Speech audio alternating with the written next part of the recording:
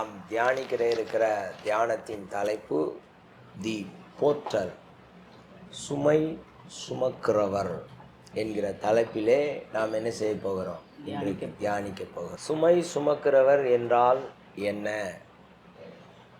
இன்னொருவருடைய சுமையை தன் சுமையாக சுமக்கிறவருக்கு பேர் தான் என்னது? சுமை சுமக்கிறவர். இந்த சுமை சுமக்கிறவரை நம்ம எங்கெங்கே பார்க்கலாம்? ரயில்வே ஸ்டேஷனில் பார்க்கலாம், பஸ் ஸ்டாண்டில் பார்க்கலாம், ஏர்போர்ட்டில் என்ன செய்யலாம்? பார்க்கலாம், ஃபோட்டோஸ் பார்க்கலாம். மவுண்டெயினில் நீங்கள் ஏதாவது மலையேற்றத்துக்கு போகிறீங்க அப்படின்னா உங்கள் பொருட்களை எல்லாம் தூக்கிட்டு நீங்கள் என்ன செய்ய முடியாது, ஏற முடியாது. அதை தூக்குறதுக்கு தனியாக இருப்பாங்க, அவங்களுக்கு பேர் செர்பாஸ். அந்த இனத்துக்கு பேர் செர்பாஸ். அவங்க தான் எவ்வளோ வெயிட்னாலும் தூக்கிட்டு கடகடன்னு என்ன செய்வாங்க, ஏறுவாங்க, அங்கேயே வாழ்கிறவங்க. அதனால் அங்கே மலையேற்றத்திற்கு சுமை தூக்கி போகிறவங்கள செர்பாஸ் என்று கூப்பிடுவது வழக்கமாயிடுச்சு. அப்போ இந்த சுமை சுமக்குகிற மனிதர்களை நாம் பார்த்துருக்கிறோம். அந்த மனிதர்களிடம் இந்த பெட்டியை கொடுக்கும்போது இதில் 10 பவுன் இருக்குது, அதனால் பார்த்து செம்மன்லாம் என்ன செய்யறதில்ல, சொல்கிறதில்ல. கூலி கூலி அப்படின்னு வருவான், பக்கத்துலேயே வருவான், ஒரு சிவப்பு ட்ரெஸ் போட்டு வருவான். நீங்கள் என்ன பண்ணுவீங்க? எப்பா எவ்வளோ வேணும்? 50 ரூபா கொடுங்க. உடனே அவன்கிட்ட போய் சண்டையை போட்டு 10 ரூபாயை குறைச்சி அவன் மேலே ஏற்றுவாங்க பாருங்கள். இறக்கமே இல்லாமல் அவன் மேலே நினைச்சுவாங்க, ஆனால் அத்தனை பெட்டியும் அவனே தூக்கிடுவான். 7-8 பெட்டியை தூக்கிட்டு அவன் பாட்டில் நினைச்சுவான், கடகடா கடகடா வந்து தூக்கிட்டு அடுத்த ஆள் பெட்டியை தூக்குவாங்க, போயிடுவான். நம்ம தூக்கிட்டு வந்தோம்னா அங்கனே படுத்துருவோம். அவங்க வெல் ட்ரைன்டு, அதற்கு பயிற்சி உடையவர்கள், அதை அன்றாட வேலையாக அவர்கள் செய்யக்கூடியவர்கள். அவர்களிடம் எந்த பைய நம்ம கொண்டு போனாலும் அவனுக்கு விலை பேசிட்டோம்னா அவன்கிட்ட நம்ம நம்பி என்ன செய்வோம்? நம்பாமல் நீங்கள் இருந்தீங்கன்னா எந்த போர்ட்டரும் உங்களுக்கு என்ன செய்ய முடியாது, ஹெல்ப் பண்ணவே முடியாது. நீங்கள் அந்த போர்ட்டரை நம்புனீங்கன்னா தான் அவன் லைசன்ஸ் கட்டியிருப்பான். இந்த லைசன்ஸ் ரயில்வே ஸ்டேஷனில் போர்ட்டராக வேலை பார்க்குறதுக்கு ஒரு லைசன்ஸ் என்ன செய்யணும், அவர் கட்டியிருப்பார். அவர்கிட்ட கொடுத்தா அவர் என்ன செய்வார், சம்மந்து கொண்டு வந்து தருவார். இதுதான் சுமை சுமக்கிறவருடைய வழக்கம். இங்கே பொருட்களை சுமக்கிறவர். இங்கே ஒரே ஒருத்தரால் மட்டும்தான் மனிதர்களுடைய பாவங்களை என்ன செய்ய முடியும், சுமக்க முடியும். ஒரே ஒரு மனிதனால் தான் அந்த பாவங்களை சுமக்க முடியும். அவர்தான் பாவத்திற்கு சுமந்து தீர்க்கிற ஆட்டுக்குட்டியாக வந்த இயேசு கிறிஸ்து. He can only carry the humankind sins. He is the porter. அவர் மனிதர்களுக்கு யாரு? போர்ட்டர், சுமை சுமக்கிறவர். இந்த சுமை சுமக்கிறவர்கிட்ட நம்பி என்ன செய்யணும்? கொடுக்கணும். அவர் செஞ்சதை நம்பணும். நம்பிட்டாலே பாரம் இங்கிருந்து அங்க போயிடும். இத முதல்ல உலகத்துக்கு முதல்ல இப்படி ஒரு போர்ட்டர் வருவார் அப்படின்னு சொன்னவர் யூத ஜனங்களுக்கு தீர்க்கதரிசியாக இருந்த ஏசாயா. இந்த யூத ஜனங்களுக்கு ஏதாவது புரிஞ்சிருக்குமா? ஒன்றும் புரிஞ்சிருக்காது. என்னத்தை அந்த பையன் உளறான்? மெய்யாக நம் பாடுகளை ஏற்றுக்கொண்டு துக்கங்களை சுமந்தார்னு சொல்லி என்ன செய்கிறான்? புலம்புறானே. ஏசாயா 53:4-5. மெய்யாகவே அவர் நம்முடைய பாடுகளை ஏற்றுக்கொண்டு நம்முடைய துக்கங்களை சுமந்தார். நாமோ அவர் தேவனால் அடிபட்டு வாதிக்கப்பட்டு சிறுமைப்பட்டவர் என்று எண்ணினோம். நம்முடைய மீறுதல்களின் நிமித்தம் அவர் காயப்பட்டு நம்முடைய அக்கிரமங்களின் நிமித்தம் அவர் நொறுக்கப்பட்டார். நமக்கு சமாதானத்தை உண்டு பண்ணும் ஆக்கினை அவர் மேல் வந்தது. அவருடைய தழும்புகளால் குணமாகிறோம்.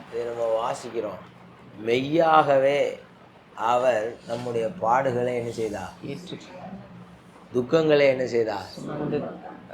பாடுகள் என்பது டிசீஸ் ஆஃப் பாடி, துக்கங்கள் என்பது டிசீஸ் ஆஃப் சோல்.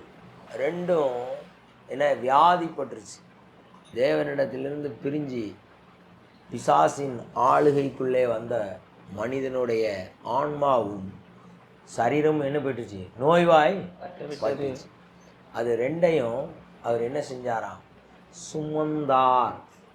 என்ன செஞ்சார்? சுமந்தார். சுமந்தார். இந்த சுமத்தல் ஒன்றே மனிதனுக்கு மெய்யான விடுதலையும் மெய்யான இளைப்பாறுதலையும் தரும். ஊழ்வினை உறுத்து வந்து ஊட்டும்பாங்க இல்லையா? அப்போ என்னன்னா அவன் செஞ்சது அவன் சுமந்து தான் ஆகணும்னுவான். ஆனால் இயேசுவை விசுவாசிக்கிற நமக்கு மட்டும்தான் இயேசு போர்ட்டராக என்ன செய்கிறாரு? இருக்கிறாரு, வேலை செய்கிறாரு. இந்த போர்ட்டத்தை நம்ம நம்புறதுக்கு, இந்த போர்ட்டத்தை நம்முடைய பாரங்களையும் பாடுகளையும் துக்கங்களையும் கொடுக்கறதுக்கு ஒரு ஹெல்ப்பர் வேற இருக்கிறாரு பாருங்க. அவர் தான் பரிசுத்த ஆவியானவர். அவர் இந்த பூமியில் வந்து சுற்றிக்கிட்டே இருக்கிறார். எவன் அந்த இயேசு கிறிஸ்துவின் சிலுவை பாடு மரணங்களை அவன் காது கேட்குதோ அவன்கிட்ட போய் மெல்ல சொல்லுவார், தம்பி நீ பாட வேண்டிய அவசியம் இல்லை, நீ துக்கப்பட வேண்டிய அவசியம் இல்லை. ஏன்? உனக்கு சுமக்கிறதுக்கு, ரெண்டையும் சுமக்கிறதுக்கு ஒரு ஆள், அது ஆள் இவர் தான். இப்போ கேட்டல, இப்போ பிரசங்கம் பண்ணதை கேட்டல, அந்த ஆள் தான். இந்த ஆள் தலையில் என்ன வை, எத்தனை பெட்டினாலும் நீ, இந்த ஆள் முதுகில் எத்தனை பேக்கனாலும் தொங்க விடு, இந்த ஆள் கையில் எத்தனை பேக்கனாலும் இணைஞ்சுவார் செமந்துட்டு, இனி உனக்கு செமக்க தேவையில்லை அப்படின்னா the replacement of disease of soul and disease of body done by Jesus Christ on the cross. இதை முதல்ல யூதர்களுக்கு சொன்ன தீர்க்கதரிசி ஏசாயா தீர்க்கதரிசி. அவர் நேராக பார்த்து தரிசித்து சொல்கிறாரு, மெய்யாகவே நம்முடைய பாடுகளை ஏற்றுக்கிட்டாரு, பார்க்குறாரு. அப்படி தரிசனம், துக்கங்களை சுமந்தாருங்க. கூட இருக்கிறவன் என்ன நினைப்பான்? என்னடா வானத்தை பார்த்து தீர்க்கதரிசி பேசிக்கிட்டு இருக்காரு, தீர்க்கதரிசி யாரை குறித்து பேசுகிறாரோ நமக்கு தெரியல அப்படின்னு சொல்லிட்டு அவங்க வாட்டில் நினைப்பாங்க. சொன்னால் குற்றம் வந்துடும். தீர்க்கதரிசிக்கு மட்டும்தான் இடித்து பண்ணுற ஜட்ஜ்மெண்ட் கொடுக்குற, அது இம்மீடியட் ஜட்ஜ்மெண்ட் கொடுக்குற அத்தாரிட்டி இருக்குது. தி ரியல் ப்ராஃபட் மக்கள் கூட்டத்துக்குள்ளே என்ன செய்ய மாட்டான், அடிக்கடி வரவே மாட்டாங்க. அப்பப்போ தேவன் எழுதிட்டு போவார். அதனால் அவங்களுக்கு என்ன உண்டு? ஜட்ஜ்மெண்ட் அத்தாரிட்டி உண்டு. அடுத்து ஜட்ஜ்மெண்ட் அத்தாரிட்டி அப்பாஸ்டல். அதனால தான் அவங்க 2 பேரும் திருச்சபைக்கு யார்? அஸ்தி பாரங்கள். Jesus is a corner stone. 2 அஸ்திபாரத்தையும் இணைக்கிற கார்னர் ஸ்டோன் என்னது? Jesus Christ. Hallelujah, hallelujah, hallelujah, hallelujah. So இந்த இயேசு கிறிஸ்துவோட மெயினான வேலை மனு குலத்தோடைய பாடுகளையும் துக்கங்களையும், டிசீஸ் ஆஃப் சோலையும் டிசீஸ் ஆஃப் பாடியையும் சுமந்து தீர்க்கிறது. புதிய ஏற்பாட்டு காலத்திலே இந்த போர்ட்டரை பற்றி முதல்ல சொன்னது கண்டுபிடிச்சி அந்த யூதர்களுக்கு சொன்னது, ஏய் அன்னைக்கு சொன்னார் இல்லையா, அந்த ஆள் இந்த ஆள் தான்யா அப்படின்னு கண்டுபிடிச்சி சொன்னது யாருன்னா யோவான் ஸ்நானகன் என்கிற தீர்க்கதரிசி. அதனால தான் அவர் ஸ்திரீகளுக்குள்ளே அவர் யாராம்? அவனை விட பெரிய தீர்க்கதரிசி, அம்மா அப்பா சேர்ந்து பெத்த தீர்க்கதரிசியில் அவனை விட பெரிய தீர்க்கதரிசி யாருமே இல்லை அப்படின்னு மத்தேயு 11:11 என்ன செய்கிறாரு? சொல்கிறார். இப்போ அந்த யோவான் ஸ்நானகன் எப்படிப்பட்ட ஆள், அவர் எவ்வளவு பெரியவர்னு இயேசு சொல்றார். ஸ்திரீகளிடத்திலே பிறந்தவர்களில் யோவான் ஸ்நானனை பார்க்கிலும் பெரியவன் ஒருவனும் எழும்பினதில்லை. ஆகிலும் பரலோக ராஜ்யத்தில் சிறியவனாய் இருக்கிறவன் அவனிலும் பெரியவனாய் இருக்கிறான் என்று உங்களுக்கு மெய்யாகவே சொல்லுகிறேன். இயேசு கிறிஸ்து ஒரு தீர்க்கதரிசியை குறித்து சாட்சி கொடுக்கிறார். ஸோ பூமியில் எலியா பெரியாள் இல்லை, எலிசா பெரியாள் இல்லை. ஆனால் யார் பெரியாளாம்? யோவான் ஸ்நானன். ஏன் அப்படின்னா மனுக்குலத்தின் பாவங்களை சுமந்து தீர்க்கிற போர்ட்டரை அந்த யூத குலத்திற்கு அடையாளம் காட்டி கொடுத்தவன்.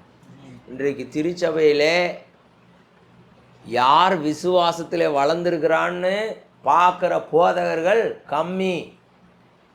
யார் ஆவியில் வளர்றா அப்படின்னு நிதானிக்க தெரிகிற போதகர்கள் கம்மி. யார் ஆவியில் நிறைந்து எப்போ இவங்க போதகம் கொடுக்குறாங்க, இவங்க எப்படி வெளிப்பாடுகளை வாங்கிட்டு வந்து போதகம் கொடுக்குறாங்க அப்படின்னு கண்டுபிடிக்கிற போதகர்களும் கம்மி, போதகர்களுக்கு உதவி செய்வர்களும் ரொம்ப கம்மி. அவங்க என்ன நினைப்பாங்க, எத்தனை பேர் இருப்பாங்க அதுக்கேற்ற மாதிரி தான் ஒரு ஜெபம் இருக்கும். எவ்வளோ வேல்யூவான ஆட்கள் வீட்டுக்கு போகிறோம் அதுக்கேற்ற மாதிரி தான் ஒரு ஜெபம். இதை மேலேருந்து பார்க்குறவருக்கு எப்படி இருக்கும்? அவருக்கு எல்லாமே ஒரே soul, disease soul, cured soul. Soul மேலே ஒரு டிசீஸ் இருந்தால் அது பாரப்பட்டு இருக்கும். அது எப்படின்னு அப்புறம் சொல்லித்தரேன். இப்போது போர்ட்டர் இயேசு போர்ட்டர்னு யார் சொல்லியிருக்கிறாங்க. ஏசாயா சொன்னதை பார்த்தோம். இப்போ யார் சொல்கிறா? யோவான் ஸ்நானகன் சொல்கிறான். இப்போ இந்த யோவான் ஸ்நானகனை இயேசு சொல்கிறாரு, ஸ்திரீகள்லேயே தீர்க்கதரிசிலேயே பெஸ்ட்டு தீர்க்கதரிசி, பெரிய தீர்க்கதரிசி இவர் தான். ஏன் அப்படின்னா என்னைய உலகத்துக்கு அடையாளம் காட்டின தீர்க்கதரிசி. பிரதான ஆசாரியன் இருந்தார், அவர்களுக்கு இயேசு போற்றரா தெரியல. உலகத்தின் பாவத்தை சுமந்து தீர்க்கிற ஆட்டுக்குட்டியா தெரியலை. அவர் ஆலயத்துக்கு போய்கிட்டு இருந்தார். ஒவ்வொரு ஆணும், ஒரு யூத ஆண் 3 முறை எங்கே போகணும்? எருசலேம் தேவாலயத்துக்கு கட்டாயம் போகணும். 3 முறை கொண்டு போகப்படுகிறார். அப்புறம் அவரே போகிறாரு. 30 வயசு வரைக்கும் என்ன செய்கிறாரு? 30 வருஷம், ஒரு வருஷத்துக்கு 3 தடவை. அப்போ 90 முறை எங்கே போயிருக்காரு? அந்த தேவாலயத்துக்கு அவர் சிறு பிள்ளையாக கொண்டு போகும்போது சிமியோன் மட்டும்தான் என்ன பண்ணாரு? ரட்சகரா பார்த்தாரு. உலகத்தின் பாவத்தை சுமந்து தீர்க்கிற ரட்சகரா ஐடென்டிஃபை பண்ணாரு. அதுக்கப்புறம் வந்த ஆசாரியன் ஒருவனும் என்ன செய்யலை, அடையாளம் பண்ணவில்லை. இதான் இன்றைக்கு நிலைமை. கெச்சிலாபுரத்துக்கு போர்ட்டரை கொண்டு வந்திருக்கிற, ஆனால் பொச்சிலாபுரத்தில் எத்தனை வீடு இதை கேட்கும், இல்லை எத்தனை பேர் இதை புரிஞ்சுக்குவாங்கன்னு தெரியாது. கெச்சிலாபுர பகுதிக்கு கிறிஸ்துவின் ஸ்தானாதிபதியாக பூஜாவை தேவன் என்ன செய்து விட்டார்? எழுப்பி விட்டார். 2 வருஷத்துக்கு முன்னாடி உள்ள பூஜா வேற, இப்போ உள்ள பூஜா வேற. she took the responsibility. அதனால தான் இது நடக்குது. இப்போ பரலோகத்திலிருந்து கெச்சிலாபுரத்துக்கு செய்தி அனுப்பப்பட்டாயிடுச்சுன்னு என்ன ஆயிரும்? சீலாயிரும்.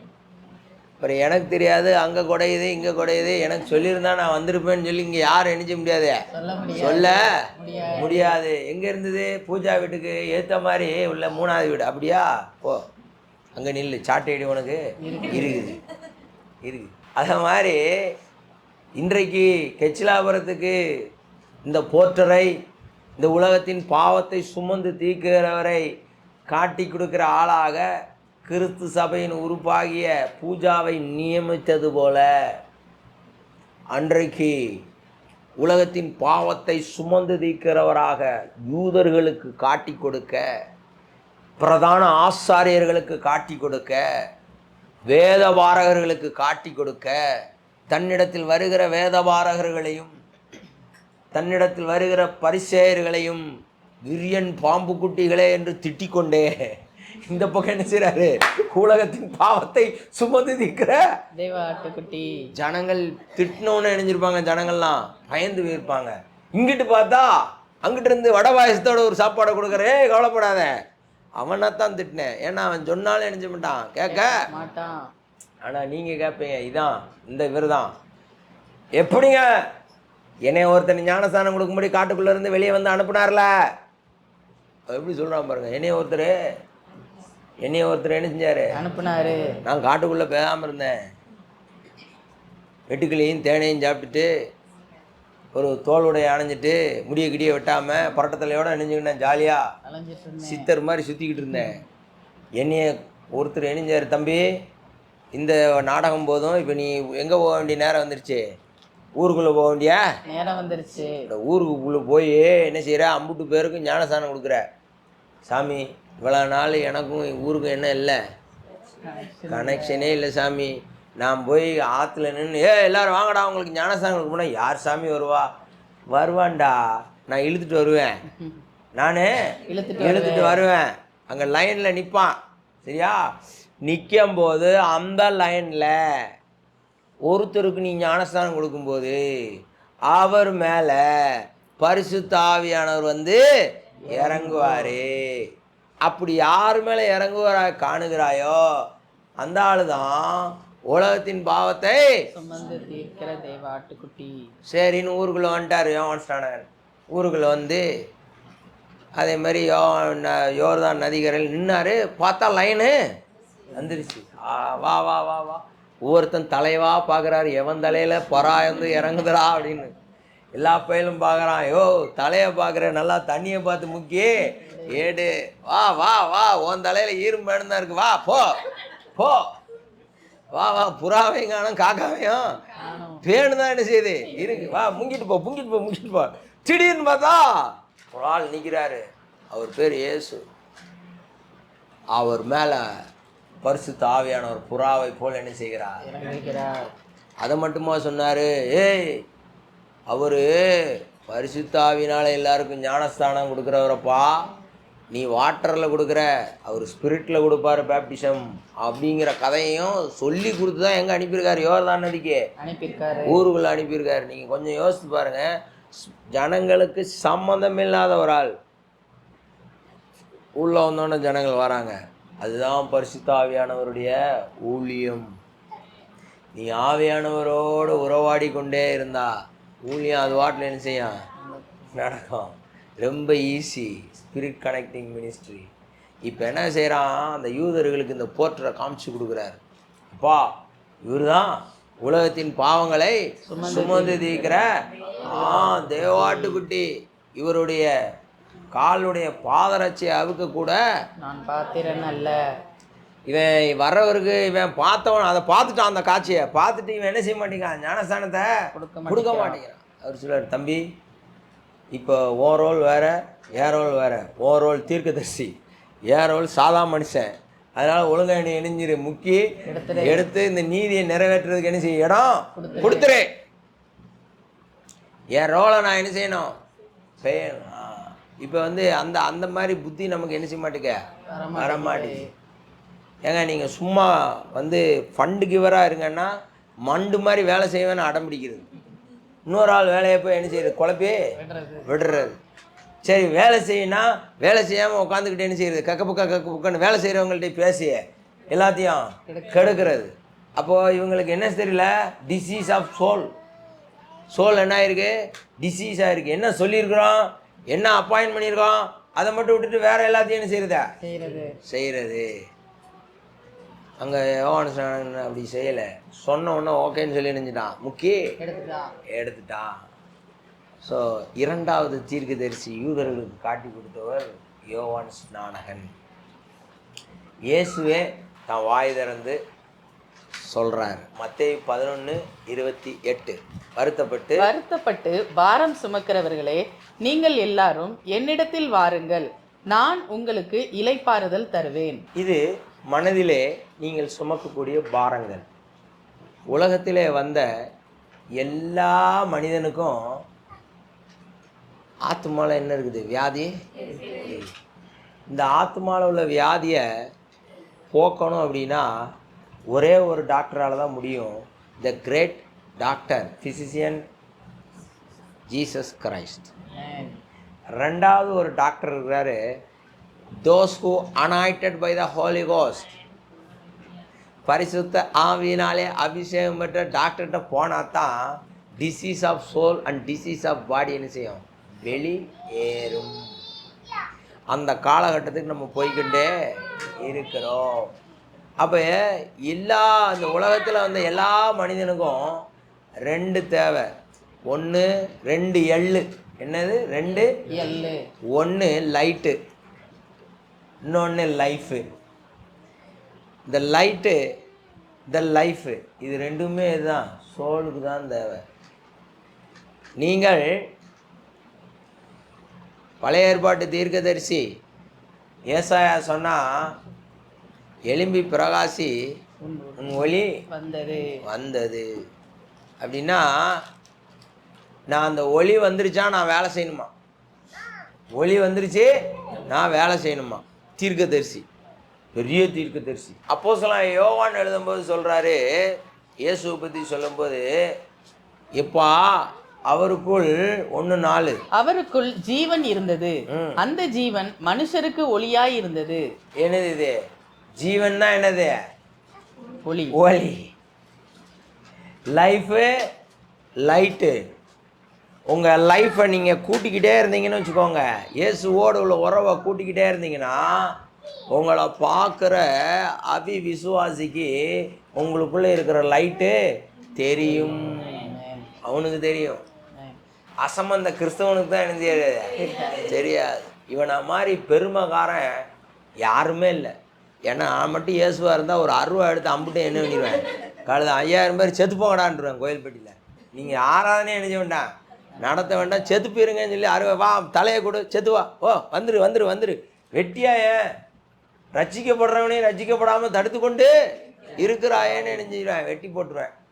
அதனால தான் எனக்கு ஏசுனார் போஸ்ட் கொடுக்கல. அவர் கண்ணே மணியே அமுதே முத்தே ஆஹா ஆஹா சீவனே கழிவுறு மகிழ்ந்து கழிவுறு அப்படின்னு சொல்லிட்டு அது தட்டுற தட்டுகளையும் தாளங்களையும் கேட்டுக்கிட்டு இன்னும் இணைஞ்சிக்கிட்டு இருக்காரு, வண்டியை ஓட்டிகிட்டு இருக்காரு. அல்லேலூயா அல்லேலூயா அல்லேலூயா அல்லேலூயா. இப்போ என்னது? அவருக்குள் ஜீவன் இருந்துதான், அந்த ஜீவன் ஒளியாக இருந்துதான். அப்போ அவர் தான் ஒளி. அந்த ஒளி வந்துச்சு, நீ எழும்பி பிரகாசின்னு அவர் சொல்கிறாரு. இந்த ஏசாயா, இந்த ஏசாயா என்ன சொல்கிறாரு? ஏசாயா அப்படி சொல்கிறாரு. ஏசாயா என்ன சொல்கிறாரு? 1:9 சொல்கிறாரு, உலகத்திலே வந்த எந்த மனுஷனையும் பிரகாசிப்பிக்கிற ஒளியே அந்த மெய்யான ஒளி. ஏய், யோவான் சொல்கிறார் இயேசுவை பற்றி, இது சாதா ஒளி இல்லை, இது அது மட்டும் ஒளி இல்லை. உலகத்தில் அவர் அனுப்புகிற எந்த மனிதனையும் அவர் என்ன ஆக்கிடுவார்? ஒளியா ஆக்கிடுவாரு. இதான் மெய்யான ஒளி. டூப்ளிகேட் ஒளி அது மட்டும் ஒளியா இருக்கும், மற்ற ஆட்களை என்ன ஆக்காது? ஒளியா ஆக்காது. ஆனால் இவர் ஒளியா ஆக்கிடுவார். இப்போ அதோட நின்னாரா? இவர் பூமிக்கு வந்தோடனே மத்தேயு 5:14 சொல்கிறாரு, நீங்களே அவர் ஒளி ஓகே ஒத்துக்கலாம். இங்கே என்ன சொல்கிறாரு? நீங்கள்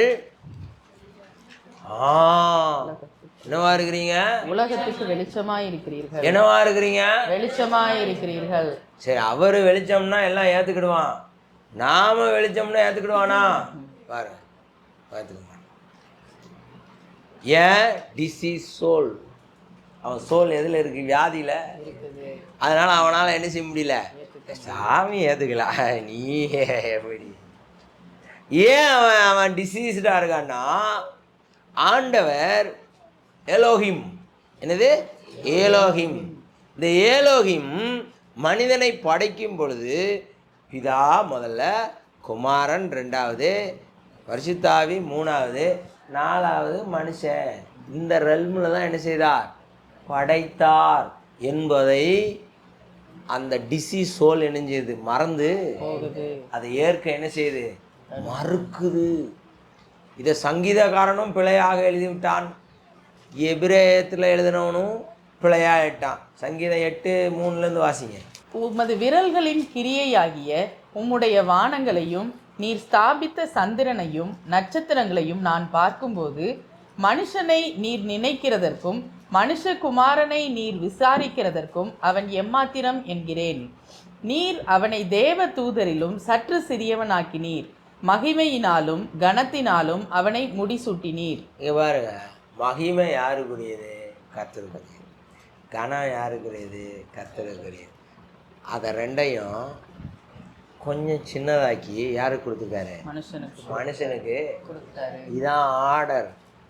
பிதா, குமாரன், பரிசுத்தாவி, ஆதம், மனிதன். இதுதான் ஆர்டர். இங்கே இருக்கிற அந்த வார்த்தைக்கு எபிரேயத்தில் ஏலோகிம் தான் இருக்குது. ஏலோகிமையோட சற்று சின்னதாக ஆக்கியிருக்காரு. இதே இதை பவுல் எபிரேயருக்கு எழுதும்போது எழுதுகிறார். எபிரேயர் 2ஆம் அதிகாரம் 6, 7, 8 எழுதுகிறார். ஒரு இடத்தில் ஒருவன் சாட்சியாக, மனுஷனை நீர் நினைக்கிறதற்கும் மனுஷனுடைய குமாரனை நீர் விசாரிக்கிறதற்கும் அவன் எம்மாத்திரம். அவனை தேவ தூதரிலும் சற்று சிறியவனாக்கினீர். தேவனிலும் சற்று சிறியவனாக்கினீர். மகிமையினாலும் கனத்தினாலும் அவனுக்கு முடிசூட்டி உம்முடைய கரத்தின் கிரியைகளின் மேல் அவனை அதிகாரியாக வைத்து சகலத்தையும் அவனுடைய பாதங்களுக்கு கீழ்ப்படுத்தினீர் என்று சொன்னான். ஆண்டவர் அப்பா பிள்ளைக்கு சொத்து எழுதி கொடுப்பாரா, தெருவுலவனுக்கு எழுதி கொடுப்பாரா? பிள்ளைக்கு எழுதி கொடுப்பார். அவருடைய மகிமை, அவருடைய கனங்கிறது அவருக்குள்ள எல்லா ப்ராப்பர்ட்டி, அவருடைய வல்லமை, அவருடைய பரிசுத்தம், அவருடைய இரட்சண்யம், அவருடைய அன்பு எல்லாத்தையும் என்ன யாருக்கு கொடுத்தாரு? ஆடம்க்கு கொடுத்தாரு. நம்ப முடியுதா? முடியல. இது முடியல. அதனால ஏசாயா இந்த பூமிக்கு வந்தபோது என்ன சொன்னாருன்னா, யோவான் 17 ஒரு ஜெபம் போடுறாரு. யோவான் 17 ஒரு ஜெபம் போடுறாரு. 21ஆம் வசனத்தை வாசி. அவர்கள் எல்லாரும் ஒன்றாய் இருக்கவும், பிதாவே, நீர் என்னை அனுப்பினதை உலகம் விசுவாசிக்கிறதற்காக நீர் என்னிலேயும் நான் உம்மிலேயும் இருக்கிறது போல அவர்கள் எல்லாரும் நம்மில் ஒன்றாய் இருக்கவும் வேண்டிக் கொள்கிறேன். என்னத்துக்கு ஜெபம் பண்றாரு? ஐயா, இந்த மனுஷ பயலுக்கு டிசீஸ் ஆஃப் சோல் இணைஞ்சிருச்சே, வந்துருச்சு. நானும் சொல்லி பார்த்துட்டேன். ஏய், நீ தான் பூமிக்கு ஒளின்னு சொல்லி பார்த்துட்டேன். நீ என்னை நம்பிட்டேன்னா மறுபடியும் உனக்கு பிள்ளைங்கிற அதிகாரம் கிடைச்சிரும்னு சொல்லி பார்த்துட்டேன். ஆனால் இந்த பையன் நம்புகிற மாதிரி இல்லை. இருந்தாலும் ஒரு ஜெபத்தை என்ன செய்கிறேன்? போட்டுறேன். இவங்க நம்மில் ஒன்றாய் இருக்கும் பொழுதுதான் உலகம் பிதாவை விசுவாசிக்கும். கிறிஸ்தவர்கள் என்றைக்கு நான் உலகத்திற்கு ஒளி அப்படின்னு நினைக்கிறாங்களோ அன்றைக்கு அவன் டிசீஸ் ஆஃப் சோல் இணைஞ்சிரும், மறைஞ்சிரும்.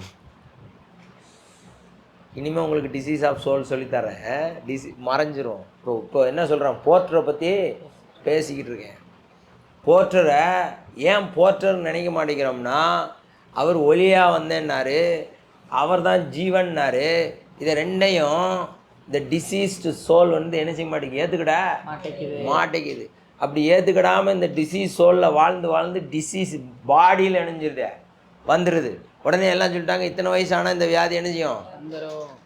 அடா பாவிகளா, அது என்னடா வந்துடும் சொல்லி டிசீஸ் பக்கத்துலேருந்து சப்போர்ட் பண்ணுறீங்க, மனுஷன் பக்கத்துலேருந்து ஒரு ஆளும் சப்போர்ட் பண்ண மாட்டேங்கிறீங்களே. சயின்ஸ் அப்படி தான் சொல்லுது. 40 வயசாச்சுல சுகர் இணைஞ்சிரும், 50 வயசாச்சுல முட்டி வலி இணைஞ்சிரும். இதே எங்கள் பாட்டிக்கு இல்லையடா, தாத்தாக்கு இல்லையடா, அதெல்லாம் சொல்லாத. இப்போ வேற யார்கிட்ட நினச்சிங்க வாய்த்திருக்கு. சரி, இவர் தான் சரியில்லைன்னா எல்லாம் கோர்வையாக உணவோல மாற்றி பேசுறதுக்கு ஆளே இல்லை. இயேசுவை தவிர்த்த மாற்றி பேசுறதுக்கு இயேசுவை தவிர்த்து வேற ஆளு இல்லை. இந்த டிசீஸ் சோல் கரெக்டாக இருக்கிறதுனால அந்த சோல் இணைஞ்சிக்கிறது. அவங்க சொல்கிற பொய்யெல்லாம் உண்மையாக நம்பிடுது. அப்போ இந்த போர்ட்டரை இயேசு இப்படி சொன்னார். மத்தேயு எழுதும்போது சொல்கிறாரு, மத்தேயு 8:16-17 சொல்கிறாரு, அங்கே இயேசு என்ன செய்கிறார்? வார்த்தையினாலே குணத்தை கொடுக்குறார். குணத்தை கொடுத்த உடனே யாரை நினைவு கூர்றாரு? மத்தேயு ஏசாயாவை நினைவு கூர்ந்து, ஏசாயா தீர்க்கதரிசி 53:4-5 சொன்னார்ல, அது இப்போ ஏசாயா செஞ்சு காட்டுறாரு. அஸ்தமனமான போது பிசாசு பிடித்திருந்த அநேகரை அவரிடத்தில் கொண்டு வந்தார்கள்.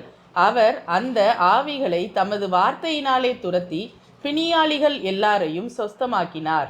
அவர்தாமே நம்முடைய பலவீனங்களை ஏற்றுக்கொண்டு நம்முடைய நோய்களை சுமந்தார் என்று ஏசாயா தீர்க்கதரிசியினால் உரைக்கப்பட்டது நிறைவேறும்படி இப்படி நடந்தது. அல்லேலூயா, அல்லேலூயா. இந்த ஒளி உலகத்துக்கு வந்து அந்த வேலையை நான் தான் செய்ய போகிறேன் அப்படிங்கிறத சில வார்த்தையினால் பிணிகளை என்ன குணமாக்கி, வார்த்தையினால் பிசாசுகளை சரி பண்ணி காமிக்கிறார். அதை மத்தேயு கூட இருந்து பார்த்து என்ன செய்கிறாரு? எழுதி வைக்கிறார். இப்போ பவுலையா கொரிந்து திருச்சபைக்கு என்ன செய்கிறாரு? பேசுகிறார். 2 கொரிந்தியர் 5:21. அப்போஸ்தலர்கள் இந்த விஷயத்தை திருச்சபைக்கு என்ன செய்கிறாங்க? கற்று கொடுக்குறாங்க. இப்போ கொரிந்து திருச்சபைக்கு கற்றுக் கொடுக்குறாங்க. நாம் அவருக்குள் தேவனுடைய நீதி ஆகும்படிக்கு பாவம் அறியாத அவரை நமக்காக பாவமாக்கினார். பாடுகளும் துக்கங்களும் ஏறினோன்னு அவர் என்னவா மாறிட்டார்? பாவமா மாறிட்டாரு. அப்போ நாம் யார் ஆயிட்டோம்? நீதியா ஆயிட்டோம். நீதியானவொன்னே பிதாவும் நாமளும் என்ன ஆயிட்டோம்? ஒன்னாயிட்டோம். சமாதானம் ஆயிட்டோம். ஒப்புரவாக்குதல். சமாதான பலியை பேஸ் பண்ணி என்ன செய்கிறார்? பேசுகிறார். அப்படின்னா அங்கே யூதர்கள் நிறைய பேர் இருக்காங்கன்னு அர்த்தம். யூதனுக்கு அந்த பலி கோட்பாடு பேஸில் சொன்னாதான் யூதனுக்கு என்ன செய்யும்? புரியும். அப்போ இந்த போர்ட்டரை கொரிந்து சபைக்கு பவுலையா விளக்கும்போது, இப்போ இந்த போர்ட்டர் வந்து சுமையே இல்லாதவர், வெறுங்கையும் வீசுங்கையுமா அங்கிட்டுக்கிட்டும் சுற்றிக்கிட்டு இருந்தவரியா. உன்னை பார்த்த உடனே நீ அவர்கிட்ட நம்பி பாரங்களை கொடுத்த உடனே அவர் என்னவாயிட்டார்? சுமையாரராக மாறிவிட்டார். நீ தான் முதல்ல சுமந்து சுற்றிக்கிட்டு இருந்த, இப்போ அவர் என்னவாயிட்டார்? சுமைகாரராக மாறிவிட்டதுனால உனக்கு ஒப்புரவாக்குதல் ஊழியம் கிடைத்தது. பேதுரு ஐயா எழுதுறார் நிருபம் 1 பேதுரு 2:24. நாம் பாவங்களுக்கு செத்து நீதிக்கு பிழைத்திருக்கும்படிக்கு அவர் தாமே தமது சரீரத்திலே நம்முடைய பாவங்களை சிலுவையின் மேல் சுமந்தார். அவருடைய தழும்புகளால் குணமானீர்கள். எங்க சுமந்தார்? எப்படி சுமந்தார்னு கேள்வி கேட்டா அதுக்கு பதில் என்ன? சிலுவையிலே சுமந்தார். சிலுவையிலே அவர் எப்படி சுமந்தார்? 2 விதமான பாடுகள். ஒன்று அவமானம், நிந்தை என்கிற டிசீஸ் ஆஃப் சோல். 2 பெயின், வலி. வலி, சரீரம் பிக்கப்பட்டதோட வலி. அந்த வலிக்கு அந்த அந்த கசப்பு காளான குடித்தா அந்த வலி தெரியாமல் இருக்கும். அதை என்ன செஞ்சிட்டார் அவர்? குடிக்காமல அந்த வலி அப்படியே நெஞ்சார் ராவா. அதை சுமந்தார். எங்கே சுமந்தார்? சிலுவையிலே சுமந்தார். இது ரொம்ப முக்கியமான ஒன்று. அடிக்கடி நாம் பிரச்சனை வரும்போது அவர் சிலுவையிலே சுமந்திருக்க, how dare you come to me, எவ்வளோ தைரியம் இருந்தால் இந்த பிரச்சனையெல்லாம் என்னை நோக்கி வருவ அப்படின்னு நீங்கள் எதிர்த்து பார்த்து விட்டால் அது என்ன செய்யும்? போயிடும். ஆனால் உங்களுக்கு எப்படி சொல்லி கொடுத்துட்டாங்கன்னா, பிரச்சனை வரும்போது உடனடியாக பிரச்சனை முன்பு முழங்கால் படியிடுங்கள். இப்போ இயேசுநாதருக்கு ஏன் முன்னாடி தானே முழங்கால் படிக்கணும்? இவங்க பிரச்சனை வந்தால் முழங்கால் படுறாங்க. அப்போது பிசாசுக்கு தெரிஞ்சிருச்சு. அப்போ பிரச்சனையாக நினச்சி வண்டியா கொடுத்துக்கிட்டே இருப்போம். பிரச்சனை வரும்போது இயேசுநாதர் சொல்கிறாரு, இப்போ நம்மளை பற்றி பேசி நம்மளை நினச்சிவாங்க, நமக்கு புகழும் மகிமையும் கணத்தையும் கொடுப்பாங்கன்னு பார்த்தா இன்னும் பாரத்தையும் நினைச்சிறாங்க. அடே, சுமந்து தீர்த்த பாரத்தையே திருப்பி திருப்பி தோளில் ஏற்றுறீங்களாடா, நான் பாவம் இல்லையா? இன்றைய இயேசுநாதரின் கதறல் என்னன்னா, நான் போர்ட்டர் தான், ஆனால் நான் சுமந்து சிலுவையிலே தீர்த்ததை நீ மறுபடியும் மறுபடியும் என் தோளில் நீ ஏன் ஏற்றுறன்னு. எப்படி ஏற்றுறாங்க தெரியுமா? ஜெபத்தினாலே என்ன செய்கிறார்கள்?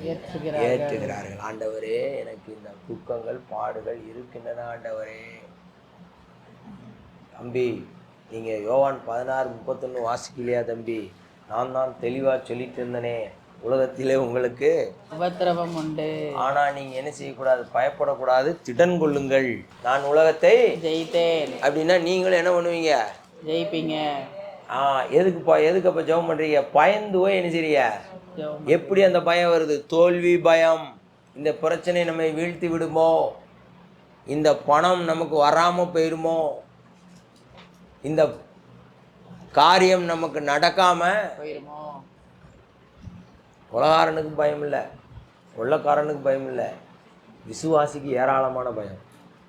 பயம் வரும்போது தான் நீங்கள் ஜெபிக்கிறீர்கள். இப்போ நீங்கள் என்ன செய்கிறீங்க? சிலுவையில் அவர் சுமந்து தீர்த்ததை நீங்கள் நம்பவே இல்லை. அப்போ உங்கள் சோல் எப்படி இருக்குது? வியாதியாக இருக்குது. இப்போ போர்ட்டரை பற்றி படிச்சிங்க. போர்ட்டர் டிசீஸ் ஆஃப் சோலையும் டிசீஸ் ஆஃப் பாடியும் சுமக்கிறவர். அவர் சுமக்கிறவரை 2 தீர்க்கதரிசி, பழைய உடன்படிக்கை தீர்க்கதரிசி, பழைய உடன்படிக்கையில் கடைசியாக வந்த 2 தீர்க்கதரிசி இணைஞ்சிருக்காங்க. அவங்கள சொல்லி கொடுத்துருக்காங்க.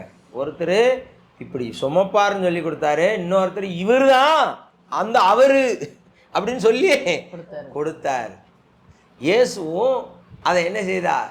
தன்னுடைய அழைப்பிலே வருத்தப்பட்டு ஜாரம் சுமக்கிறவர்களே எல்லாரும் என்னிடத்தில் வாருங்கள் என்று அழைத்து அதை ப்ரூவ் பண்ணார்.